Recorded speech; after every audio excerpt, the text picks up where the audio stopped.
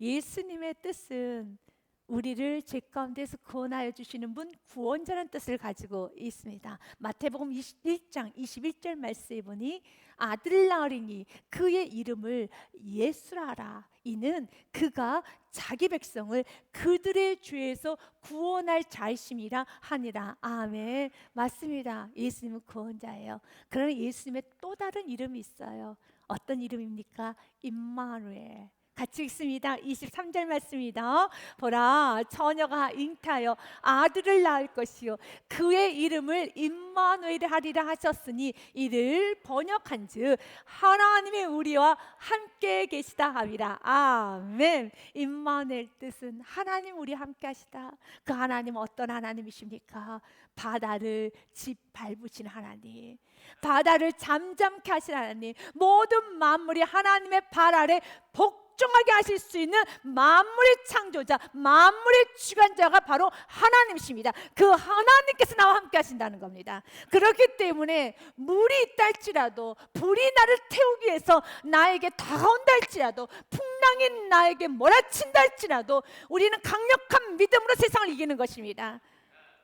강력한 믿음으로, 주님, 내 인생에 물이 찾아와도, 내가 불이 나에게 찾아온다 할지라도, 어떤 어려움이 있다 할지라도 주님, 난 두려워하지 않겠습니다. 왜냐하면 25절 말씀 그대로 예수님께서는 바다 위로 걸어서 제자들에게 오시니, 바다 위로 걸어서 그 문제를 제압하시고 그 문제를 짓밟으시고 나에게 걸어 오시니, 주님은 나를 도우시는 분이십니다. 다시 한번 믿음으로 우리가 선포하기 원합니다. 이사야서 40 여러분 1장 13절 말씀, 주님 우리에게 이렇게 약속을 하십니다. 같이 선포합니다. 이는 나 여호와 너희 하나님이 내 오른손을 붙들고 내게 이르기를 두려워하지 말라, 내가 너를 도우리라 할 것입니다. 아멘. 베드로도 쓰러져 넘어졌습니다. 그러나 예수님은 13절 말씀 그대로 베드로의 손을 꼭 붙잡고 말합니다. 내가 너를 도우리라. 내가 너를 도우리라. 이번 한 주간 나 여러분의 손을 꼭 붙잡고 말씀하십니다. 내가 너를 도우리라. 내가 너를 도우리라. 나는 영원히 떠나지 아니한단다. 우리 예수님 임마누엘이십니다. 그렇기 때문에 지금 좀 힘든다 할지라도 여러분 두려워하지 마십시오. 예수님이 오십니다. 기도하십시오. 예수를 찾으십시오. 여러분, 디트리트 본 하퍼 목사님께서 베를린 안에 있는 감옥 안에 갇혀 있었을 때 드렸던 기도가 있습니다. 오 하나님, 이른 아침에 당신께 부르짖나이다. 저로 기도하게 하시고 당신께 마음을 모으게 하소서. 저 혼자서는 할 수 없기 때문입니다. 제 안에는 어둠이 있지만 당신과 함께라면 빛이 있습니다.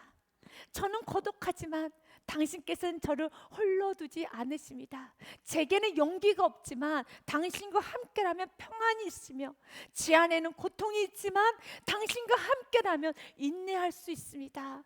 저는 아무것도 할 수 없지만 당신과 함께라면 이 모든 고통을 이길 수 있습니다. 저는 지금 이 모든 상황이 다 이해할 수 없지만 당신께서 제 길을 아십니다. 이 밤 하늘에 계신 우리 아버지께 찬양과 감사를 드립니다. 놀라운 기도죠. 그가 억울한 밤, 여러분 무서운 밤, 외롭고 깊은 고독의 밤을 지나고 있을 때 그는 주님께 기도합니다. 여러분, 이렇게 우리 이 땅에 사는 것입니다. 주님께 기도하십시오. 예수님 우리를 도와주신다고 약속합니다. 난 널 떠나지 않는다라고 말씀하십니다. 이 믿음을 가지고 끝까지 예수를 붙잡을 때 예수님께서는 오늘 베드로와 함께 물 위를 걸으셔서 배에 오르는 이 놀라운 기적을 보여주십니다. 물 위로 걸어오시는 예수를 향하여서 베드로가 이런 질문을 합니다. 이런 요구를 합니다. 예수님, 나를 명하사 이리로 오라고 말씀하여 주옵소서. 이것이 28절의 말씀에 보면 이렇게 되어 있습니다. 28절의 말씀에 보니 베드로가 대답해 이르되 주여, 만일 주님이시거든 나를 명하사 물 위로 오라 하소서 하니, 물 위로 나를 오라 하소서 명령하여 주옵소서. 왜 베드로가 물 위를 걷겠다고 하였을까요? 여러분, 베드로가 도전 정신이 있어서, 베드로는 물 위를 걷는 이 놀라운 체험 아주 재미있어서? 아닙니다. 베드로는 뱃사람이에요. 베드로는 이성적인 사람입니다. 베드로는 현실을 분명히 아는 사람이고, 밤새 그 물결로 인해서 죽을 만큼 힘들었던 베드로입니다. 그래서 여러분, 바다를 보고 싶지도 않습니다. 빨리 바다에서 빠져나와서 육지로 가고 싶을 것입니다. 이 배에서도 내리고 육지로 가고 싶을 뿐입니다. 그런데 그 베드로가 이렇게 말합니다. 주여, 만일 주님 오시거든, 만일 주님이시거든, 나를 명하사 물 위로 오라 하소서. 그 물 위로 오라 하소서. 그 물이 나를 밤새도록 고통을 줬는데, 나에게 아픔을 줬는데, 물 위로 나를 오라 하소서 나에게 명령해 달라는 겁니다. 왜 그랬을까요? 여러분은 왜 그렇겠다고 생각하십니까? 성경에 기록되어 있지 않기 때문에 우리는 알 수 없지만, 그런 한 가지 아는 게 있습니다.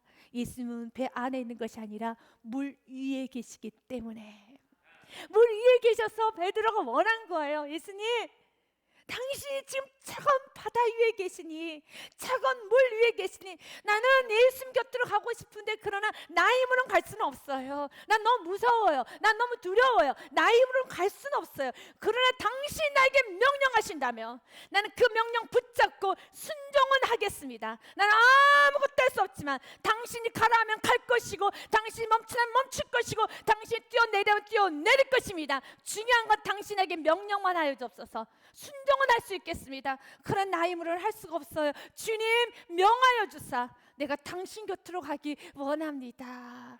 맞습니다. 여러분, 예수님이 바다 위에 계시니까요, 배 안에 있는 것이 아니라 예수님이 차가운 바다 위에 계셔서 나도 예수님 곁으로 가겠다는 것입니다.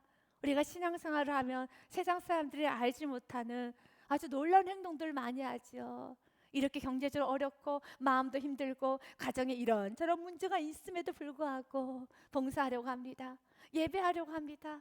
더 섬기고 더 사랑하면서 입술로 우리는 이런 고백을 자주 합니다. 하나님, 부끄러워요. 내가 더 해야 되는데, 더 헌신해야 되는데, 주여, 내가 이거밖에 못하고 있어요. 너무 부끄럽습니다. 라는 고백을 합니다. 여러분은 왜 그렇게 합니까? 여러분이 놀 줄 몰라서, 여러분이 그 안전한 배 안에 있을 줄 몰라서 아니지 않습니까? 우리도 놀 줄도 알고 안전하게 평안하게 여러분 살 수도 있잖아요. 그러나 우리는 자꾸 배 밖으로 나갑니다. 좁은 길을 갑니다. 더 헌신하려고 합니다. 헌신하지 못해서 더 안타까워합니다. 더 애통해합니다. 왜 그렇게 되었습니까? 이유는 한 가지예요. 예수님을 사랑하기 때문에, 예수님 거기 계시기 때문에. 모든 제자들의 베드로처럼 반응하는 건 아니에요. 그리고 예수님도 배 안에 있는 제자들 책망하지는 않습니다. 그러나 이제 마지막 그 배 안에 있는 제자들이 예수 그리스도를 십자가에서 만나고 난 후에, 그들이 성령 체험하고 난 후에는 그 배 안에 있는 모든 제자들이 순교의 길을 갔음을 우리는 알고 있습니다. 결국은 그 헌신의 길로 가게 되어 있습니다.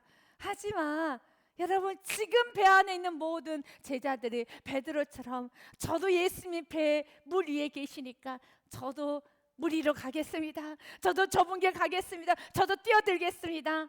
라고 하진 않아요. 그렇다면 왜 배 안에 있는 제자들은 예수님이 물 위에 있고 배 밖에 있음에도 불구하고 왜 그들은 못 뛰어내려올까요? 예수님을 사랑하지 않아서요? 예수님에 대한 믿음이 없어서요? 아니에요. 예수님에 대한 사랑도 있어요. 믿음도 있어요. 그러나 믿음이 너무 적어요. 여러분, 죽을까 봐, 물에 빠질까 봐. 예수님은 좋지만 배 밖으로 나오기에는 아직은 너무 주저주저하는 거예요. 그래서 오늘 말씀을 듣고 예수님 곁에 있는 것이 배 밖으로 나와도 안전하다는 것을 자꾸 말씀 듣고 깨우쳐야 되는 겁니다. 깨우쳐야 되는 겁니다. 여러분, 사랑하는 사람들이 왜 순종하지 않고 믿음을 살지 않은 줄 아십니까? 아직 확신이 없어서 그래요. 이렇게 말씀대로 살면은 죽을 것 같고 넘어질 것 같고 실패할 것 같아서 그래요. 그래서 오늘도 말씀을 듣고 깨달으셔야 되는 겁니다. 배 밖으로 나와도 안전해. 괜찮어. 그건 안전하다니까. 우리는 말씀을 통해 깨달아야 되는 겁니다. 마치 아버지가 어린 자녀에게 물가로 들어가는 걸 무서워하는 자녀의 손을 꼭 잡고 괜찮아, 괜찮아, 한 걸음만 더 떼봐, 이리로 들어와봐. 그럴 때 온몸 힘이 바짝 들어가 있죠. 그러면 아버지가 이런 말 하죠. 아빠가 있잖아, 아빠가 내 손 꼭 잡고 있잖아, 한 걸음만 더 떼 라고 하면서 여러분 안아서 아주 서서하게 이 물이 안전하다는 거, 아버지 품에 있으면 안전하다는 것을 이렇게 깨우쳐 주지 않습니까? 마찬가지예요. 예수님은 배 안에 있다고 해서 책망하지 않아요. 여러분 주저주저하고 여러분 믿음의 길을 확실히 가지 못한다고 해서 책망하지 않습니다. 그러나 이제 이 말씀을 들으면 우리도 베드로처럼 뛰어내려야 되는 것입니다. 오늘도 이 말씀 붙잡고 지요, 내가 삶 속에서 베드로처럼 아주 멋지고 근사하게 믿음의 길 도전하며 살겠습니다. 그래야지만 인생의 스토리라는 게 있는 거예요. 인생의 기적이라는 걸 경험하게 되는 것이고요, 인생의 간증이라는 거 있는 것입니다. 베드로가 예수님 향해서 말합니다. 나를 명하사 나를 명하여 줍소서, 나에게 말씀하여 줍소서. 나는 용기도 없고 나는 지금 너무 불안하고 너무 무섭기 때문에 나의 힘으로는 한 발짝도 갈 수 없사오니 주께서 나를 분명하게 나를 향하여서 명하여 줍소서, 말씀하여 줍소서, 이리로 오라고. 그러면 나는 이 말씀만 붙잡고 나아가겠습니다. 믿음은 여러분 무리를 걷게 합니다. 말씀을 붙잡고 나아가는 성도는 세상을 짓밟고 나아가게 됩니다. 그 물은 베드로를 삼켰던 물이고 베드로에게 고통을 주었던 그 물이지만 내가 말씀을 붙잡을 때 더 이상 그 문제는 나를 삼킬 수 없습니다. 그래서 내가 말씀을 붙들면 그 말씀이 나를 보호해 주십니다. 내가 예수를 붙잡고 나아갈 때 그 예수님께서 약속하신 말씀 그대로 나를 붙잡아 주십니다. 오늘 그가 무리를 걸어서 예수님께로 나아갑니다. 얼마나 행복했을까요? 얼마나 좋았을까요? 그런데 우리는 잘 알고 있어요. 베드로가 물에 빠져버리네요. 오늘 본문 말씀에 보니 30절부터 31절 말씀에 보니 바람을 보고 무서워 빠져가는지라 소리 질러 이르되 주여 나를 구원하소서. 아멘. 맞아요. 우리가 믿음의 길을 가다가도 바람을 쳐다볼 때가 있어요. 예수님께만 집중해야 되는데, 말씀만 꼭 붙잡고 가야 되는데, 또 환경에 여러 가지 생각에 흔들거리면 빠집니다. 그때 예수 이름 부르면 되는 겁니다. 여러분, 예수님은 어떤 분이십니까? 나와 함께 하신 분 임마누엘이십니다. 그 예수님께서 우리에게 자주 약속하십니다. 내가 널 도울 것이란다. 내가 우리를 오른손 붙잡아 줄 것이란다. 이사야 41장의 말씀 10절 말씀 우리 같이 읽지 않았습니까? 뭐라고 성경은 기록되어 있습니까? 두려워하지 말라. 내가 너와 함께합니다. 믿으십니까? 놀라지 말라. 나는 내 하나님이 됨이라. 내가 너를 굳세게 하리라. 참으로 너를 도와주리라. 참으로 나의 의로운 오른손 너를 붙잡아 주리라 라고 약속하셨죠. 그렇기 때문에 물에 빠져 있을 때 예수님 구원해 주세요, 예수님 도와주세요 하면 그분께서 붙잡아 주십니다. 여러분, 가장 강력하고 짧지만 강력한 기도가 무엇인 줄 아십니까? 여러분이 넘어졌을 때, 여러분이 청천벽력 같은 소리를 들었을 때, 여러분이 실패했을 때, 여러분 질병이 걸렸다는 어떤 소식이 들렸을 때, 모든 상황에서 짧지만 가장 강력한 기도, 그리고 즉시 응답받는 기도가 있습니다. 그 기도는 예수님 도와주세요. 그렇게 하면 되는 거예요. 모든 상황에서 한마디만 하면 되는 겁니다. 짧지요. 그러나 그 짧은 기도는 가장 강력한 기도고, 그 강력한 기도를 했었을 때 예수님 도와주세요. 오늘 또 베드로는 다른 말 하지 않습니다. 이런 전말 하지 않습니다. 예수님 나를 구원하여 주옵소서. 물에 빠졌으면 도와달라고 해야죠. 질병이 찾아왔습니까? 여러분 삶에 우환이 왔습니까? 좋지 못한 소식을 들었습니까? 그 즉시 우리는 외쳐야 됩니다. 뭐라고 외쳐야 됩니까? 예수님 도와주세요. 예수님 도와주세요 라고 했을 때, 주여 나를 구원하소서, 예수님 도와주세요 라고 말했었을 때 성경 분명하게 우리에게 말합니다. 예수님께서는 즉시 손을 내밀어 그를 붙잡으며 이르시되 라고 했습니다. 먼저 주면 건져주시는 분이십니다. 왜 그렇습니까? 우리는 이사야서 41장의 말씀을 통해서, 이사야서 49장의 말씀, 곳곳의 말씀을 통해서 우리는 알고 있습니다. 기록된 말씀이 있습니다. 내가 널 붙잡아 줄 것이란다. 내가 널 도울 것이란다. 그래서 그 믿음 있는 사람은 예수 이름 부르게 되어 있고, 그 믿는 그대로 예수님 도와주세요. 예수님께서 즉시 손을 내밀어 그를 붙잡으며 이르시되, 그리고 예수님 말씀하십니다. 왜 넘어졌는지, 왜 이렇게 실패를 했는지, 왜 이렇게 쓰러졌는지 가르쳐 주세요. 그래서 모든 상황에서 먼저 예수 이름 부르는 것이 먼저입니다. 예수님께서 붙잡아 주시면서 말씀하십니다. 베드로의 문제가 무엇이었습니까? 왜 넘어졌습니까? 예수님은 오늘 또 우리들에게 하시는 말씀은 믿음이 작은 자여 왜 의심하였느냐. 우리의 믿음이 적다라는 것입니다. 없지는 않아요. 그런 믿음이 적어요. 믿음이 적어서 만왕의 왕이신 바다 위를 걸어오시는 그 예수를 보면서도 배 안에서 제자들은 주저주저하고 있어요. 베드로가 뛰어내릴 때 나도 뛰어내려야지, 나도 예수님 곁으로 가야지 하면서 뛰어내리면 되는데 여전히 믿음이 없진 않아요. 그냥 믿음이 적어서 배 안에 있는 제자들처럼 또한 물 위를 걷긴 걸었어요. 근데 순간 바람을 보고 예수님께 초점이 흐려졌어요. 그 바다를 쳐다봤어요. 바람을 쳐다봤어요. 그 순간에 그는 물에 빠지죠. 예수님은 오늘 또 말씀합니다.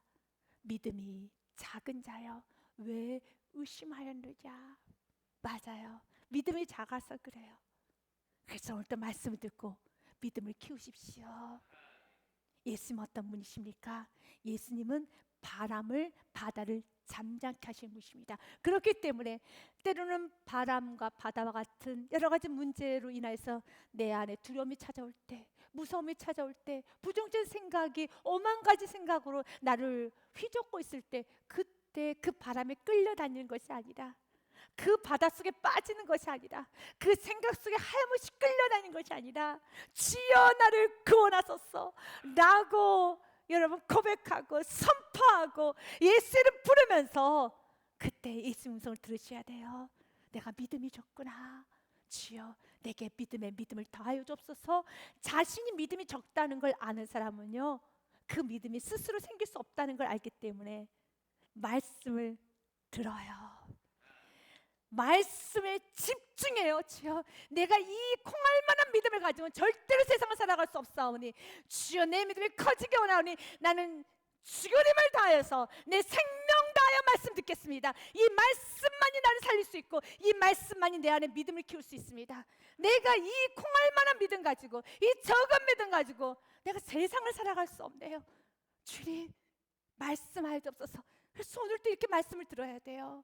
말씀을 듣고 바다 위로 걸어오시는 예수님을 이제는 나의 눈으로 보아야 되는 겁니다. 내 온몸으로 느껴야 되는 겁니다. 맞아, 예수님 걸어오시지. 예수님 통치자이시지. 예수님 왕이시지. 예수님은 모든 만물을 복종케 하신 유일한 분이시지. 예수님 발 아래 모든 문제는 다 짓밟혀 있습니다 라고 하면서 믿음 충만하게 다시 세상을 향해 나아가야 되는 것입니다. 주님은 시편 말씀 우리들에게 이렇게 말합니다. 118편의 말씀에 보니요, 너는 나를 밀쳐 넘어뜨리려 하였으나, 나를 밀치는 많은 것들이 있어요. 세상의 환경, 문제도 나를 밀쳐 넘어뜨리기도 하지만 내 자신 나를 밀쳐 넘어뜨리기도 합니다. 내 안에 있는 교만, 내 안에 있는 욕심, 시기, 질투, 허영, 세상 정욕, 세상 거짓된 모든 것들이 나를 밀쳐 넘어뜨리려 하였으나 그러나 여호와께서는 나를 도우셨도다. 주님은 도와주세요. 주님 도우시는 분이십니다. 그래서 여러분은 한마디 기도하셔야 돼요. 예수님 도와주세요. 예수님 도와주세요 라고 기도할 때 주님께서 즉시 손을 내밀어 붙잡아 주시면서 말씀하십니다. 믿음이 작은 자요 왜 의심했느냐. 그때 내가 봤습니다. 나의 믿음이 너무 적어요. 그래서 나는 오늘 믿음 다하여 말씀 듣겠습니다. 이 말씀을 나의 영혼육에 새기겠습니다. 내 온몸에 다스리겠습니다. 이 말씀이 나를 보호하고 이 말씀이 나를 살리고 이 말씀대로 이루어질 걸 나는 믿습니다. 14절 말씀 같이 읽습니다. 시작. 여호와는 나의 능력과 찬송이시여 또 나의 구원이 되셨도다. 아멘. 그리고 오늘 본 말씀은 아름다운 동행으로 맞춰집니다. 32절 말씀에 보니 배에 함께 오름에, 함께는 누구와 누구를 말할까요? 그렇죠. 예수님과 베드로죠. 지금 예수님과 베드로만 배 밖에 있어요. 나머지 제자들은 배 안에 있어요. 그래서 예수님 배 밖에 있었고 베드로도 배 밖으로 나왔어요. 예수님과 함께 배 오름에 바람이 그치는지라. 왜 고난을 주셨습니까? 왜 이런 애기 차는 일을 주셨습니까? 믿음을 키우기 위해서, 살아 역사하는 그 믿음을 소유하라고. 이렇게 있으면 즉시 손을 내밀어 도와주시는 분. 이젠 차가운 물 안에서, 차가운 바닷속에서 깨달았지. 이제 깨달았지. 내 깨달았어요. 내가 허우적거릴 때 예수 이름 불렀더니 예수님께서 나에게 오셔서 손을 내밀어 주신 그 예수님, 나 만났어요. 나 만났어요. 주님은 이 믿음 주시기 위하여서 때로는 고난도 주시고, 여러분 무리도 걷게 하시고 큰 풍랑도 만나게 하심으로써 우리의 믿음을 키워가는 겁니다. 예수님과 함께 배에 올라야 되는 겁니다. 그리고 바람이 그치는지라. 33절 너무 아름답게 성경은 마무리되어 가고 있습니다. 고난을 시작했지만 마무리는 예배로 마무리가 됩니다. 같이 읽습니다. 시작. 배에 있는 사람들이 예수님께 절하며 이르되 진실로 하나님의 아들이었소이다더라. 아멘. 당신은 정말 진실로 하나님의 아들이십니다.